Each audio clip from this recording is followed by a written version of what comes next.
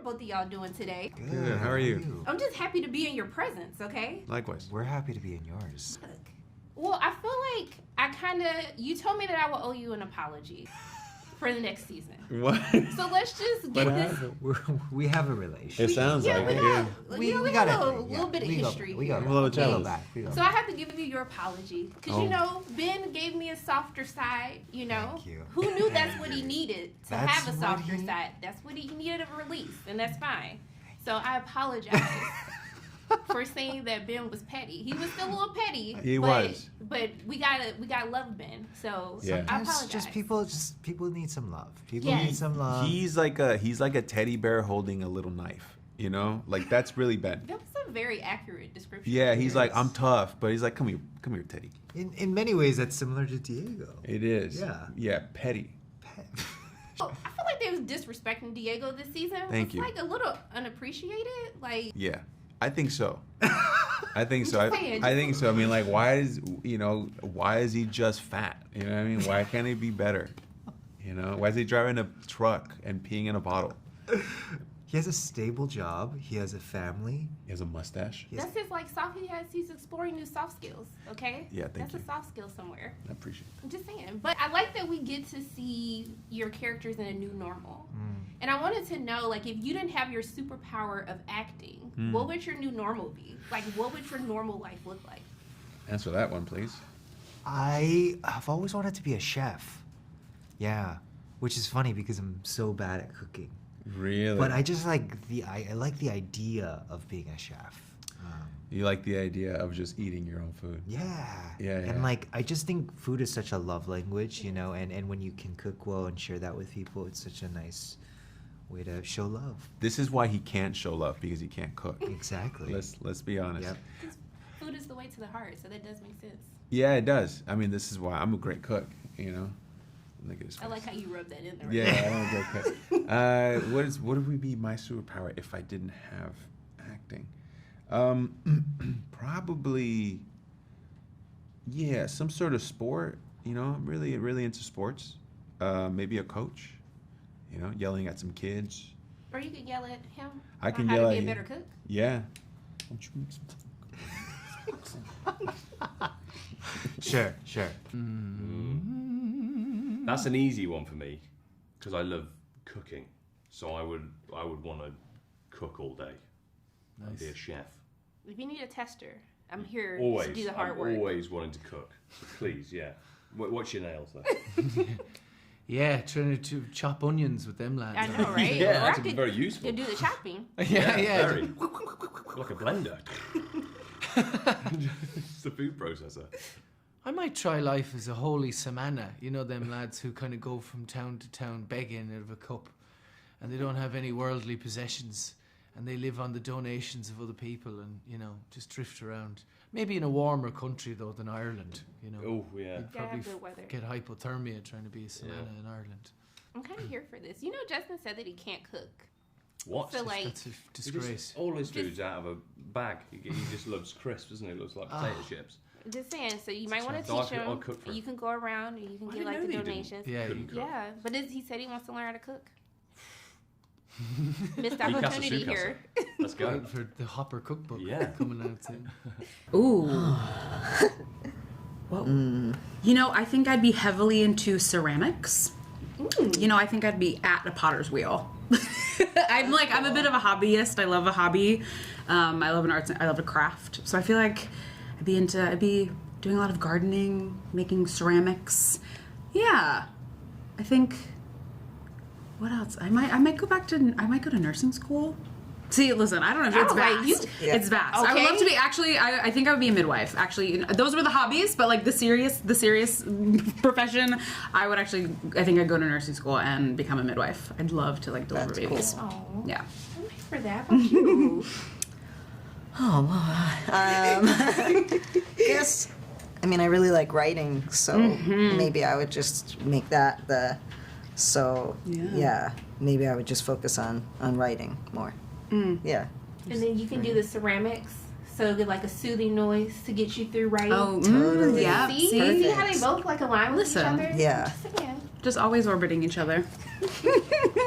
Baked goods. Baked goods. I don't know. I love baking. I have a friend who does a lot of baking, and she seems very passionate. So, seems like a fun. Was thing. this your old tutor?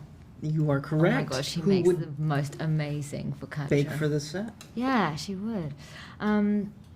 Yeah, I like baking. I like making bread, but I don't think I would want to pursue it as sort of just like a hobby. You wouldn't co-create like a bakery with me? You wouldn't do With that? you? Yeah. Is that an offer? Why can't we both go into baking? It's hard work. I would love that. Apparently. Yeah, it is. What would you want to bake? I have no idea. It was completely made up. I know nothing about baking. Oh, I like the science of baking. You know more than me already. This is why we should start one together. I think that's why you would love it, actually, because it's like you're following basically a recipe, but it's like a chemical reaction. Then afterwards, you're like, oh wow, Yeah. it's created this thing. Yeah, once I learn the structure, I'd probably be all right. We're gonna be bakers. Well, can we do like a spin-off now? I suck at baking, so I can't relate. Everything Okay. burns. You But and me both. Yeah. okay, it's fine. But I'm gonna watch the spin-off. Can we do a spin-off at least? Like, Yes, Lila Lila and and Five's Five's bakery. yeah, I think it will Five work. bake. I think it will work. I think we're on to something here. Yeah. Like, we should get this in That'd be production right quite now. adorable. They would fight though, and Lila would be like, We'd be covered Get in dough better. by the end. And like baking powder. I feel like, you guys have been kids for the past couple of seasons because you daddy. Yeah. And now I feel like I got to see some adults. Like, my baby's been grown up. Oh wow. And I feel like they finally learned to like accept themselves for who they are and where they are right now. And so I want to know for the both of you, what was that moment where you first learned to like accept who you are in this moment? Me? Okay, I'll go in there. I think one of the first times in 2015, I went to Brazil, and I went to the Amazon, and I did ayahuasca. And I went there, and I did ayahuasca, and it was the first time I was able to smoke a joint, and not get paranoid about who I was. I was like really stable. I was like, wow, I can literally just be myself at this moment, and not have to worry about what people think of me. This is 2015. Here you go. You want that answer? Your turn. I mean, how do you even follow that up? I don't know how I follow that. You said go ahead. What was my internal awakening? Probably college, honestly. My freshman year of college, it was the first time I was outside of the home. I had to do my laundry for the first time. I had never moved, so I didn't really even know how to make friends because I just sort of grew up with all the kids that I grew up with, and so I felt like I really learned to become an adult that freshman year of college and sort of figure out what I really enjoy doing and my actual needs and desires outside and apart from my parents and the environment that I grew up in. That's beautiful. I love that. Well, as actor, I remember a light bulb going on as an actor when I realized that the trick to acting is to stop acting and start listening to the person in front of you. And I know that sounds like really obvious, but it's hard sometimes to do that in the contrived atmosphere of a stage with an audience or in front of all the technicians and the equipment.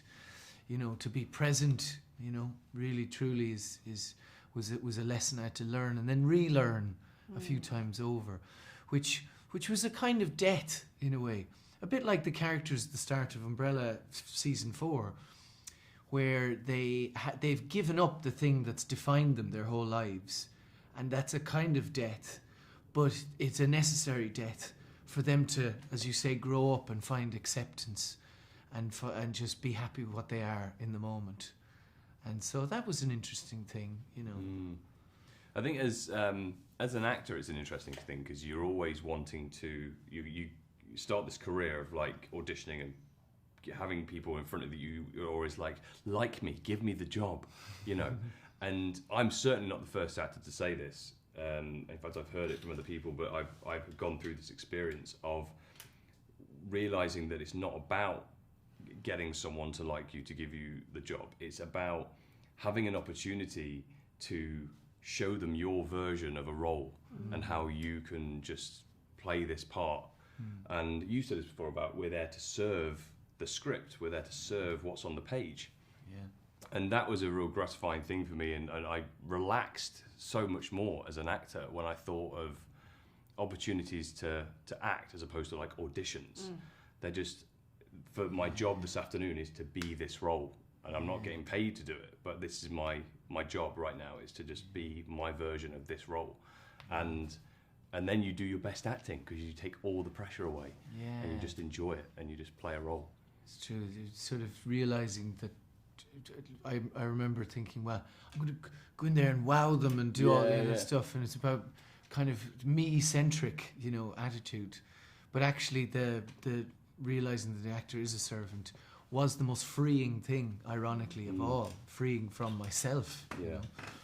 So that was a good learning experience. Whoa. Like in life, our personal lives. Yeah, personally or professionally. It's y'all world. I live in it. Just let me know. I think it was season 2 for Allison. I think, and for me, really. I think I learned so much about myself, kind of moving through just having the amazing opportunity of telling the story of a woman moving through the civil rights movement. And I think just what I learned about myself, having to kind of go back there and prepare for that and be in some of those really uncomfortable moments, and also learning to speak up for what I needed in those moments as an actor. I think yes, there was so much like undulation of like what Allison was learning and what Emmy was learning through season 2, and then I think the timing of when that season came out, it was, right after the murder of George Floyd, and I think I speaking about the civil rights movement and having Black Lives Matter be so present in that time, and everything that our country was going through in 2020. I think I learned so much about myself and how to exist as a Black woman in this medium, but also just being a Black woman in this country and being an artist and being standing up for myself and for what we need. Yeah. I love it. How about you? Gosh, I guess, with Victor, I think of like 2 major moments, which are coming out as trans and stepping into himself that way. And also, I guess that would be a spoiler in the final season. Anyway, he just has gets to sort of finally express certain things in the final season that I think are really important for him to move on. And myself as Elliot, it's absolutely the moment that I decided to love myself and acknowledge who I am and make the changes and steps in my life I needed to make to live fully, and it's the best. So I love it. And we can't spoil that moment, but that moment I was like, you better tell them. Okay? Personally or professionally? Well, let's do personally, or you can. That's very personal. Okay. Very interesting. Okay, well then we're gonna switch it. We're gonna switch it up. Do you accept who you are? On a constant basis, I'm trying. Learning and growing. Everyday struggle, yeah. Yeah, that is an important thing, to accept that we are not perfect. That is something I am constantly battling with, my perfectionism. Lila, though, I don't think that she's as bothered. I think she's a bit more carefree and accepting who she is. But she's torn with this season, her priorities are being a mum, but she's torn. She misses her purpose of being an assassin, traveling to different timelines, and so she's not in the best way. And then by the end, it's coming to an acceptance of sort of a self-sacrifice, I guess. Not self-sacrifice, but like choosing to help or save the world over what she wants, over being with her kids and her family. So she does accept it. They all come to an acceptance of that. I was like, look at them growing up. It's like I was here for it. Exactly. Growing up. Can I just say that both of your characters were eaten this season? Because they gave me so much depth. And I love that we got to see another layer that was kind of peeled off, to see more of kind of who they were on the inside. And I really love seeing that this season. So I want to know for the both of you, how was it being able to show us a different side of your characters than what we're used to? I loved that. I got to explore more of Lila's personality, and it's been a few years now since we last saw her, and so she's now a mother, and you know she's married, and so yeah, it was amazing getting to add that layer to her, and she goes on such a huge journey, and I think this time it's sort of like taking the masks down and that vulnerability and rawness, which I think that was there, but now I got to sort of play with that. That was great. How about you? Oh boy. Well, is this a spoiler interview? What can I say? You say what you want to say. I'll hold it if it's a spoiler. Okay. It's your world. I live in it. Oh. Goodness. Okay, well, the time jump allows for like a lot of sort of character movement in terms of how we've adjusted to these new lives. For 5, he doesn't really have a purpose or know what to do with himself since there's no crisis to, there's no world to save. So he just doesn't know what to do with himself. He doesn't really have any structure or purpose. His family's safe, everything's okay. So he's a little aimless at the beginning of the season. I just really want to thank the both of you. I've loved watching both of you in the series. I really appreciate you always taking time to speak with me. And I'm just continuing to send nothing but love and light both your ways. I hope you have a great day. Thank you Thanks so much. I appreciate you. Thank you. Yeah, appreciate it.